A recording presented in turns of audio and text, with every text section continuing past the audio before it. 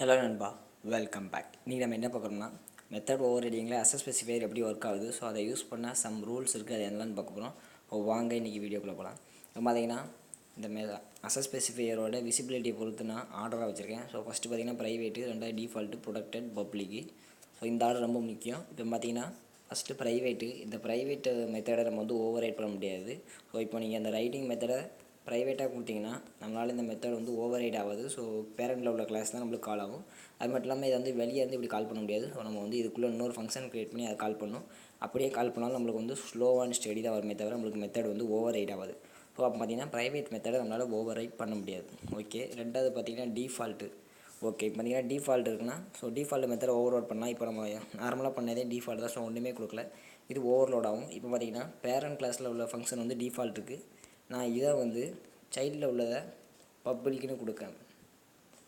Okay, இதில் வந்து இப்போ பப்ளிக்னு அசஸ் ஸ்பெசிஃபையர் கொடுங்க. நம்மளுக்கு அவுட்புட் எப்படி வருதுன்னு பார்க்கலாம். ஸோ பார்த்தீங்கன்னா நம்மளுக்கு வந்து எந்த எரருமே இல்லை, கரெக்டாக ஓவர் ரைட் ஆகிட்டு ஃபாஸ்ட் அண்ட் ஹரின்னு. ஏன்னு பார்த்தீங்கன்னா ஸோ இந்த ஆர்டர் தான் ரொம்ப முக்கியம்.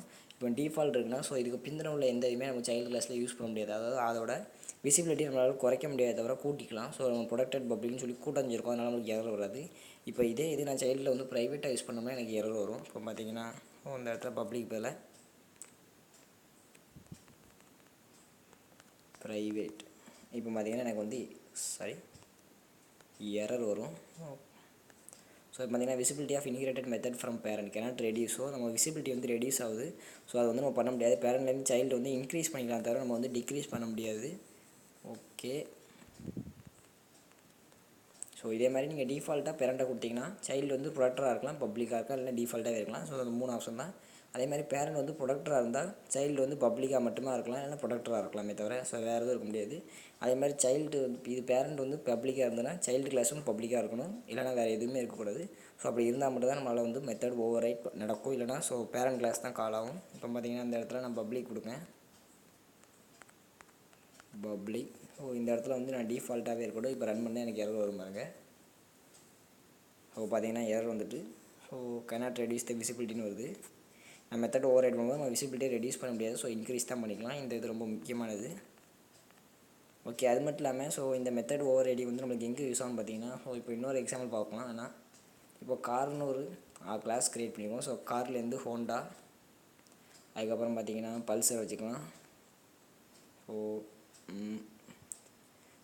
இன்னொரு பைக் ஏதாவது வச்சுக்கலாம். இப்போ பார்த்தீங்கன்னா நான் ஒரு ஃபங்க்ஷன்லேருந்து இந்த 3 சைல்டு கிளாஸ்லேருந்து ஏதோ ஒரு ஆப்ஜெக்ட் ரிட்டர்ன் பண்ணேன். ஸோ அந்த டயத்தில் நமக்கு வந்து எந்த ஆப்ஜெக்ட் ரிட்டர்ன் பண்ணுறதோ நம்மளுக்கே தெரியாது. ஆனால் இதை நம்ம ஹோல்டு பண்ணதுக்கு நம்மளுக்கு ஒரு ஆப்ஜெக்ட் தேவை. ஆனால் எந்த ஆப்ஜெக்டே தெரியாத போது அப்போ நம்மளோட பேரண்ட் ஆப்ஜெக்ட்டை நம்ம யூஸ் பண்ணிக்கலாம். ஸோ பேரண்ட் ஆப்ஜெக்ட் பார்த்திங்கன்னா சைல்டு ஆப்ஜெக்ட்டை ஸ்டோர் பண்ணி வைக்க முடியும். ஸோ அப்படிங்கும்போது நம்மளுக்கு இந்த மாதிரி நேரத்துலையும் இந்த method polymorphism run type polymorphism நமக்கு ரொம்ப யூஸ் ஆகும். ஸோ அப்போ நம்ம பேரண்ட்டுக்கு ஆப்ஜெக்ட் க்ரியேட் பண்ணி அதை யூஸ் பண்ணி நம்ம சைல்டு ஆப்ஜெக்ட்டை ஸ்டோர் பண்ணிக்கலாம். அப்புறம் திரும்ப இதை சைல்டாக மாற்ற என்னென்னு பார்த்தோன்னா நம்ம வந்து அந்த ஆப்ஜெக்ட் டைப் கன்வர்ஷன் பற்றி நம்ம பார்ப்போம். டைப் கன்வர்ஷன் ஒரு ஆப்ஜெக்ட்லேருந்து இன்னொரு எப்படி மாற்றுறதோ ஸோ அந்த டைப் கேஸ்டிங் யூஸ் பண்ணி நம்ம வந்து கார்லேருந்து ஹோண்டாவோ பல்சராவோ சேஞ்ச் பண்ணி அப்ளை பண்ணிக்கலாம். ஸோ இந்த மாதிரி நேரத்தில் இந்த பார்த்திங்கன்னா இந்த மெத்தட் ஓவர் ரைடிங் மெத்தட், அதாவது ரன் டைம் பாலிமார்பிசம் நம்மளுக்கு ரொம்ப யூஸ்ஃபுல்லாக இருக்கும். ஸோ அவ்வளோதான் நம்ம இன்றைக்கி வீடியோவில் நம்ம அசஸ் ஸ்பெசிஃபையரிங் மெத்தட் ஓவர் ரைடிங் பற்றி பார்த்தோம். அடுத்த வீடியோவில் சந்திப்போம்.